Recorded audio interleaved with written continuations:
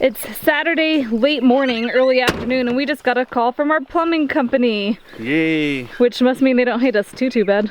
I know. They actually said they watched our video, so hey Brandon, thanks for the phone call, buddy. It really helps. I mean, honestly, I can say, we know what we should have? We should have like a big thank you dinner when we're all done with this project and invite all the people who have been instrumental to helping us get this done, because honestly, we are fumbling idiots when it comes to this stuff because we're DIYers. We don't know what we're doing. Yep. I mean, I can connect a faucet or a toilet, like that's not a problem, but when it comes to 2-inch poly, I don't know what I'm doing. Yeah, so Brandon basically called and he said that our fittings look great, the poly looks great, burying it 3 feet deep is great. He said he's never ever seen anything deeper than 2 feet, right? Yeah, so I mean, as far as frost depth, we're fine. So we can all sit around and have a philosophical debate about the proper depth of pipe. We're putting it in poly, we're double encasing it, we're bedding it in sand, we're putting 3 feet down. So if the world hates us and they want to freeze our pipes, fine. And Brandon said, based on all the precautions we're taking, if we ever have to dig this up in our entire lifetime, we'll be the first. So don't worry, Brandon, we won't hold you accountable if we have to dig it up again, but we're feeling pretty good. So that said, I think let's try to beast mode, get as much as we can done today. Yeah, we've got one small project to tidy up really quick, and then it's Backhoe 30, and time to start getting all this lower trench cleaned up. So let's go tidy up this last little project, and then... All right, it is backhoe time, finally. So we've got a ton of work to get done this weekend with this thing. It's not all gonna happen, but we're gonna do as much of it as we can. We've had some delays and distractions and things. So what are we gonna work on? Primary objective is to get this lower portion of the trench completely double encased and backfilled. That's a monster project. But first, I need to get all this river rock out of here. It's just in the way. This is from the Grizzly, and this has already been filtered. So I just need to get this stuff out of the way so that we can use this stuff for fill. This is all gonna end up getting filtered again. So we're gonna leave that there, and we'll end up bringing the Grizzly back down. There's actually a couple piles of dirt way over there. We'll probably end up filtering both of those, and then I don't know how I'm gonna get that soil down here so that we can clean it and end up using it for fill. So anyway, so first thing we're gonna do, get this rock out of the way.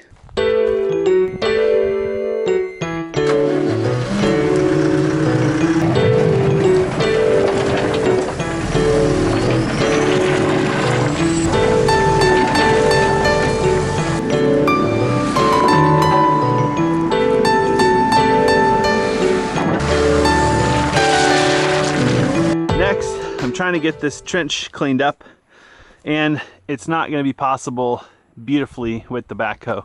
Getting up on this hillside, not my easiest task, and getting the bucket down in there. This backhoe, I forgot, drives me freaking nuts. You cannot be very finessed with it. It's just a jerky piece of equipment. So what I'm trying to do is get down in there and just loosen all this soil. So there's still going to be some handwork to try to get a nice clean path for the 2-inch encasing, but it'll save us a bunch of time, and a lot of these big rocks, like this is really packed in there. So I think this is going to end up saving us a lot of effort. It's worth about an hour to try to go up and just break all this stuff loose. What I've been trying to do is move it to the bottom and scoop it out, but I don't know. Not every one of these tasks is really straightforward, and I'm not the best backhoe operator out there, and I don't think this is the best piece of equipment. So hopefully we can get this cleaned up right here, and then we'll move on to working on this side of the trench.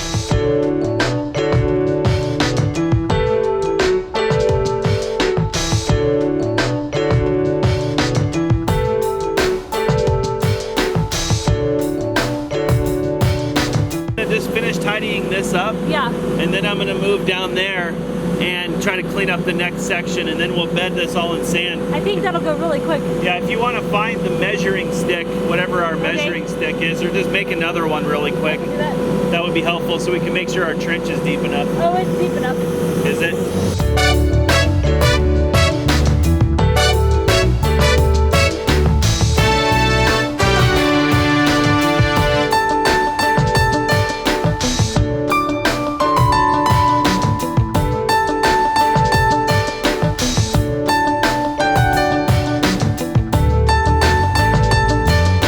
As you'll see, we're laying this in sections here. So we have our encasement our poly pipe should be able to thread through here no problem. Then we backfilled, and then we have our conduit, and we have 3 different lines. And Jesse said there needs to be about a foot between each of them, which is what we have. Not literally a foot, you silly geese.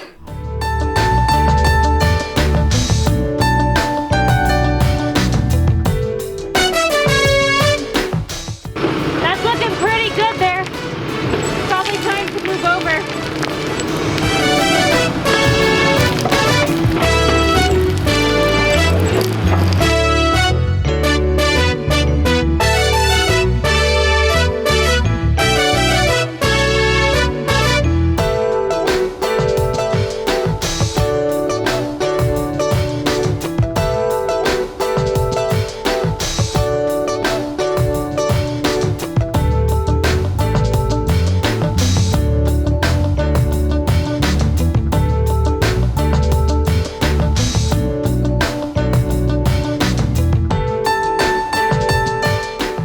Time has come to pop the cherry on our poly.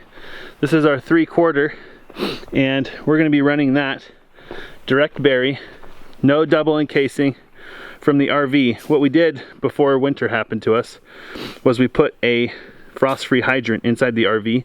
It's already buried in there. There's a little piece of PV sticking out right where PVC where Alyssa's working.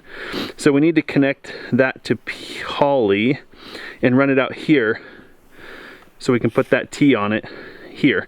And then I think we also need to run the portion of that line that comes from over here through the double encasing and connect that to the T. And then we can't bury this until we connect the line that goes to the garden. So we still have a lot of work left to do. How's your energy holding up? It's surprisingly good. Hold on, just have to like bask in this sandness. Oh yeah. Oh, just look how soft it is. Oh, it's so soft. Oh. Oh. Okay, now smooth it. I'll play like really calming music. Wow. It's so serene. All right, so yeah, we need to measure the amount of poly that we need right here. Here's our PVC to poly coupling. So we'll put that guy on, and then let's go ahead and get sand on top of that poly. Yep. Then we can go ahead and start putting quality fill in, and then we'll lay the conduit, and then we can just drag all this garbage. So the only part we can't backfill is here, and that's because we need to go to Home Depot. We thought, well, yeah, we thought we had a 4-inch T, but we don't, so that's gonna have to wait till tomorrow, along with a bunch of other stuff. So trying to get as far on this as we can tonight. I'm tempted to buy a pipe cutting tool, so we don't have any pipe cutting tools. We don't? I thought we had one. Is it a pipe wrench we have? We have pipe wrench, Pipe something or other. Stuff's definitely strong. Cut, does it? Uh-oh, we got the do-it saw. Yep. You know it's serious when the do-it saw comes out. Watch out.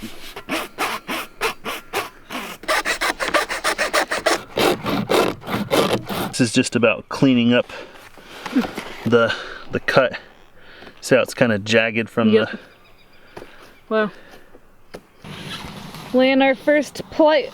I was gonna say plumbing or pipe, so I said pipe. Pretty exciting.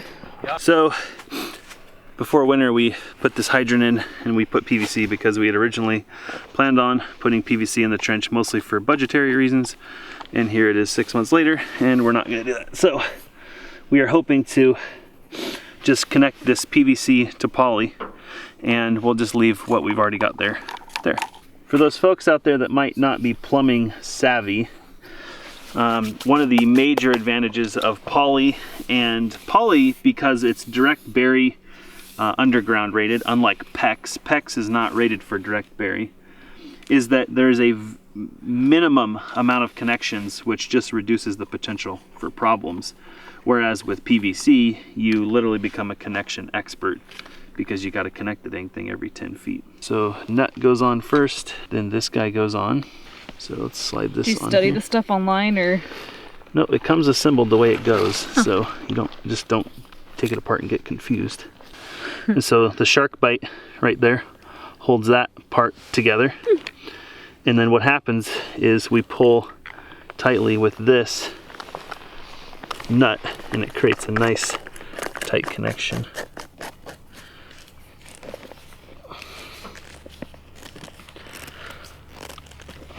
Okay. I think when you do this, it pulls everything together, I think. Well, we're gonna do a quick double encasement test to see how hard this is. Hey, there it is. Good? Yeah, was that easy? Yeah. Yay. So what are we working on? Alyssa's first compression fitting. All right. So these are the poly fittings, I right? got a 3-minute tutorial. Now I'm expected to complete these for a system with no mistakes. Yeah. It's pretty dang good. Okay, good. All right, so we have our first T, and then valve, and then connector. Nice. So we'll tie into that. Is there enough room on this side to put the cast iron over it? Yep. Okay. Yep. So we're gonna have to do a little trimming on our cast iron curb box because the casting is a little too large. So Alyssa's gonna tackle that. So grinding these by hand sucks. It's very inefficient. So I'm gonna go ahead and use a handheld power grinder. I don't know the official terminology. And we're gonna see if we can bust this thing out in about 2 minutes tops. Dude, that's all I have to say. Look at that, fits like a glove. So our tool buying goes something like this. We're at a garage sale, or at an estate sale, or on Facebook, on Craigslist, whatever you have it. And Jesse sees a tool and he says, hey, it's a blah blah blah, we should buy it. And I say, what's a blah blah blah? And he says, oh, it does blah blah blah. And I say, what the heck would we need that for? And he said, I don't know, but when you need it, and you don't have time to go get it. So I don't remember ever getting this. Maybe this is something that Jesse already had, but I am now trained to say yes to any power tool Jesse could ever possibly want. And he usually tells me about the tool after I've struggled just a little bit, just enough to appreciate it.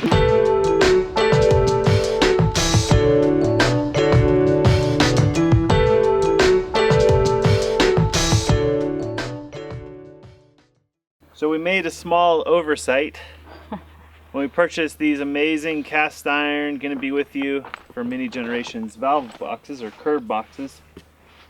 We did not notice that they're 42-inch depth and our trench It's 3 feet. 30 feet.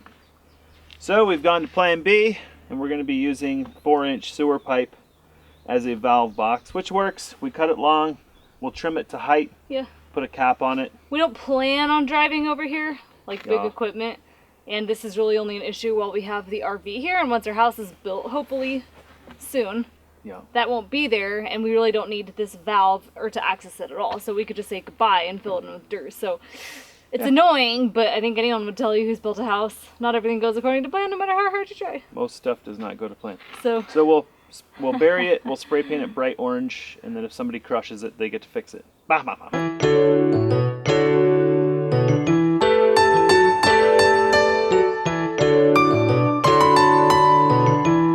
here's the tape.